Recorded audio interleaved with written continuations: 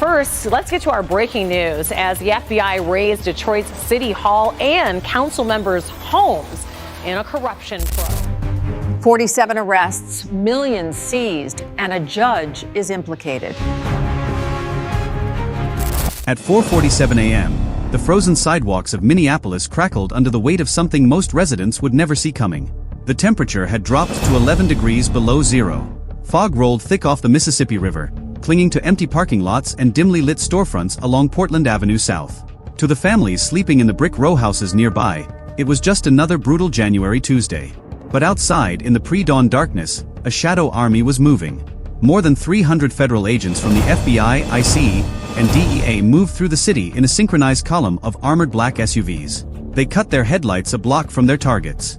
No sirens. No flashing lights. Just the quiet hum of engines and the sound of tactical boots hitting frozen pavement. Their target wasn't a warehouse on the outskirts of town. It wasn't a rundown motel near the interstate. Federal agents were converging on the Hennepin County Courthouse, the seat of justice for more than 1 million Minnesota residents. The place where drug traffickers were supposed to be sentenced, where corruption was supposed to be punished. But what they found inside wouldn't just shock Minneapolis. It would expose a rot that federal investigators believe has been spreading through the American judicial system for nearly a decade. This wasn't a drug bust. It was the dismantling of an empire. And at the center of it all was a name that would soon be whispered in federal courtrooms from Minnesota to Mexico City. Judge Hassan Duail. It began exactly 72 hours earlier, in a windowless room at the DEA's Minneapolis field office. Intelligence analysts had been tracking an anomaly in fentanyl seizure patterns across the upper Midwest. Despite record enforcement efforts, despite more agents on the ground than ever before, the flow of synthetic opioids into Minneapolis had actually increased. Overdose deaths were climbing. Street prices were dropping. And someone somewhere was making sure shipments kept arriving untouched. The breakthrough came from an unlikely source. A routine traffic stop on Interstate 94 near Fargo. A state trooper pulled over a white cargo van for a broken tail light. The driver was nervous. Too nervous. When the trooper ran the plates, they came back registered to a shell company in Nevada. He called for backup. And when federal agents arrived with a mobile density scanner, they found what the driver had been hiding. 47 kilograms of fentanyl. Vacuum sealed. Hidden inside hydraulic compartments built into the floor of the van. Enough to kill every man, woman, and child in North Dakota twice over. But here's where it gets worse. The driver didn't run. He didn't resist. He made a single phone call. And within 90 minutes, a lawyer arrived. Not a public defender.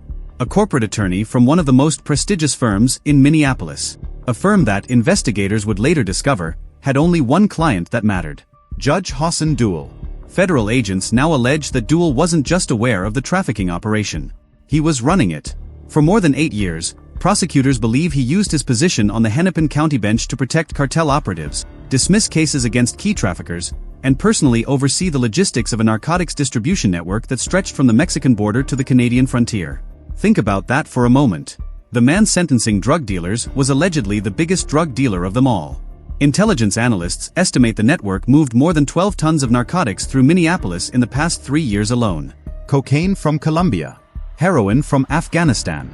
And fentanyl, mountains of fentanyl, synthesized in superlabs controlled by the CJNG cartel and shipped through Arizona into the heartland. The seized documents paint a picture of breathtaking corruption. Shell companies in Delaware.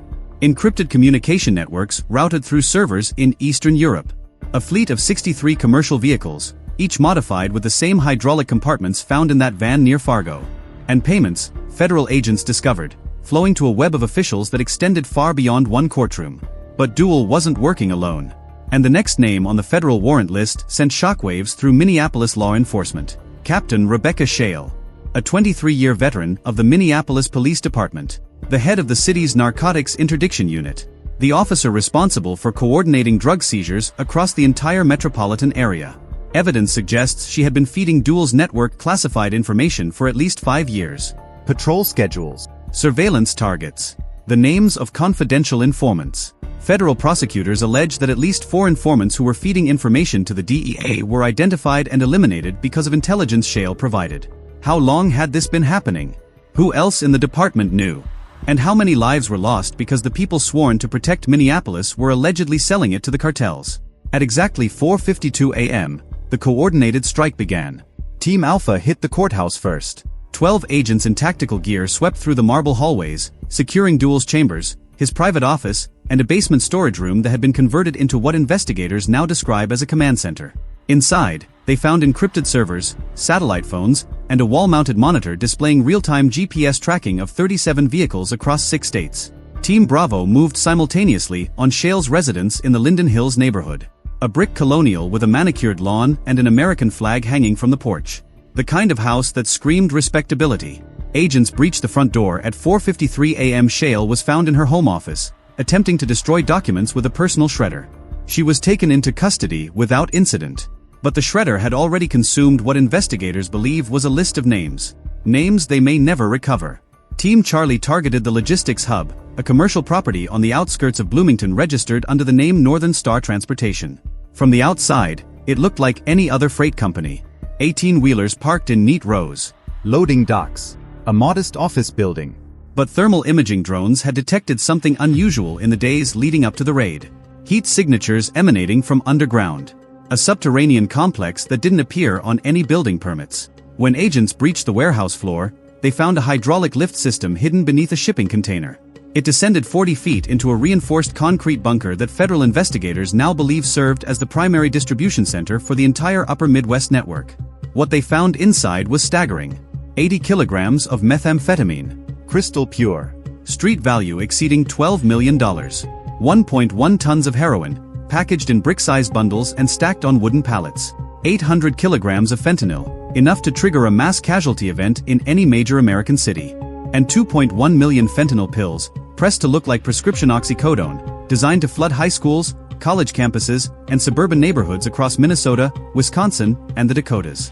If you believe every judge in America should face annual financial audits, comment "audit" below. Because what investigators found next proves why that matters. The cash. Federal agents discovered $74 million in vacuum-sealed duffel bags, stacked 3 levels high in a climate-controlled vault behind the fentanyl storage room. Unmarked. Untraceable. Ready for transport to destinations that investigators are still working to identify. But the drugs and money were only part of the story. In a locked office adjacent to the vault, agents found a filing cabinet containing what prosecutors now call the most damaging evidence of all. Personnel files. Photographs. Bank records.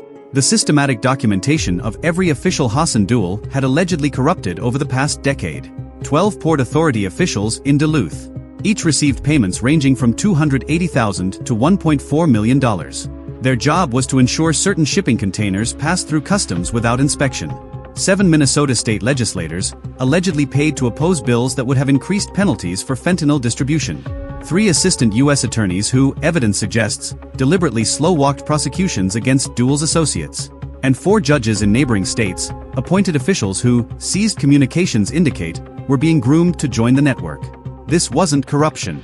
This was engineered infiltration of the American justice system. And investigators now believe Minneapolis was just the pilot program.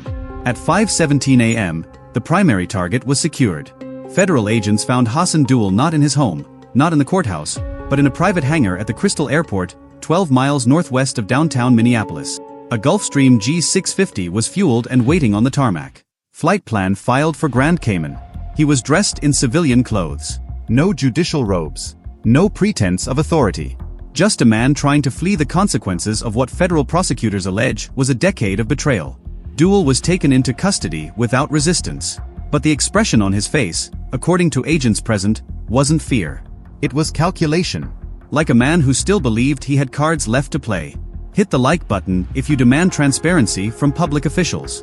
Because what investigators discovered in the hours after Duail's arrest suggests his confidence might not have been misplaced. The seized servers contained more than 96 terabytes of encrypted data. Communication logs spanning 8 years. Financial transactions routing through shell companies in 14 countries. And something that made federal cyber analysts work through 3 consecutive nights without sleep. A folder labeled simply Phase 3. Inside were documents outlining an expansion plan of breathtaking ambition. According to the seized files, the Minneapolis network was never meant to be the final destination. It was a proof of concept. A template to be replicated in judicial districts across the country. Denver was next. Then Phoenix, Seattle, Atlanta, Philadelphia. Each city already had what the documents described as preliminary assets in place. Judges, police officials, port authorities, all allegedly identified, vetted, and in some cases already receiving payments. The documents reference a coordinator, someone above Duail in the hierarchy, someone the files refer to only as the architect. no name, no photograph. Just wire transfers originating from accounts in Singapore and a communication pattern that suggests this individual operates from outside U.S. jurisdiction. Federal analysts now believe the architect has been building this network for more than 15 years. Patient, methodical, invisible, And as of this moment, completely unidentified. But here's what kept investigators awake. The Phase 3 documents included a timeline, a projected completion date for the national expansion, January 2027. 11 months from now. Which means somewhere, right now, there are judges being approached, police captains being evaluated, prosecutors being corrupted. All while the public has no idea the system they trust is allegedly being hollowed out from within. The arrests in Minneapolis totaled 47 individuals. Hassan Duail faces 14 federal counts including racketeering, narcotics trafficking, conspiracy to commit murder, and judicial corruption. Each count carries a potential life sentence. Rebecca Shale faces 11 counts and has been placed in protective isolation after threats against her life surfaced within hours of her arrest. 953 firearms were seized across all locations, including military-grade assault rifles, suppressed handguns, and enough ammunition to supply a small army. 87 encrypted servers are currently being analyzed by FBI cyber forensics teams, and a fleet of modified vehicles, estimated value exceeding $4 million, has been impounded as evidence. The total street value of drugs seized exceeds $240 million.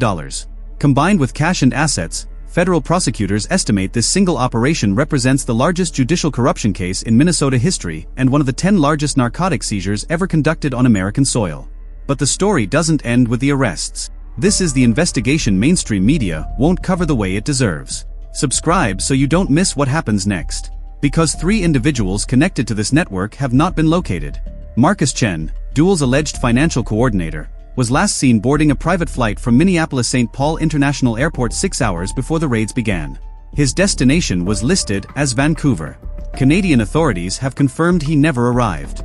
Elena Vasquez, identified in seized documents as the network's primary liaison with CJNG cartel leadership, vanished from her downtown Minneapolis apartment sometime in the 48 hours before the operation. Her passport was found in a dumpster 3 blocks away. Surveillance footage shows her entering a black sedan with diplomatic plates. The vehicle has not been traced. And most troubling of all, a figure identified only as JM in the Phase 3 documents. Someone whose communications with Duail suggest intimate knowledge of federal investigation procedures. Someone who, evidence indicates, may have warned the network that the raids were coming. Federal agents are now operating on the assumption that JM holds a current position within federal law enforcement. An internal affairs investigation has been launched. But as of this moment, the mole has not been identified. The Minneapolis network was dismantled. But federal analysts now believe it was just one node in a system that spans from the cartels of Mexico to the courthouses of Middle America. A system designed not to fight the justice system, but to become it. To wear its robes, Carry its badges. Speak with its authority. And the architects of that system are still free. Hassan Duail now sits in a federal detention facility awaiting trial. His attorneys have already filed motions to dismiss, claiming prosecutorial overreach. Rebecca Shale has reportedly begun cooperating with investigators, though the scope of her knowledge remains unclear. The 12 port officials, the 7 legislators, the compromised attorneys and judges across 4 states all face their own federal indictments in the coming weeks. But, as investigators continue to decrypt the seized servers, new names keep emerging. officials in Illinois, Michigan, Ohio. Names attached to the same payment patterns, the same communication protocols, the same invisible hand that built the Minneapolis operation. The most dangerous criminals don't always kick down your door. Sometimes they're the ones holding the gavel, signing the warrants, sentencing the competition while their own product floods the streets. Power doesn't announce itself with violence. It wears a suit. It earns your trust. It builds empires in plain sight while you assume the system is protecting you. Stay vigilant. Because the next judge you stand before, the next official you trust with your safety, might not be who they claim to be. And somewhere tonight, in a city that hasn't made the news yet, Phase 3 is already underway.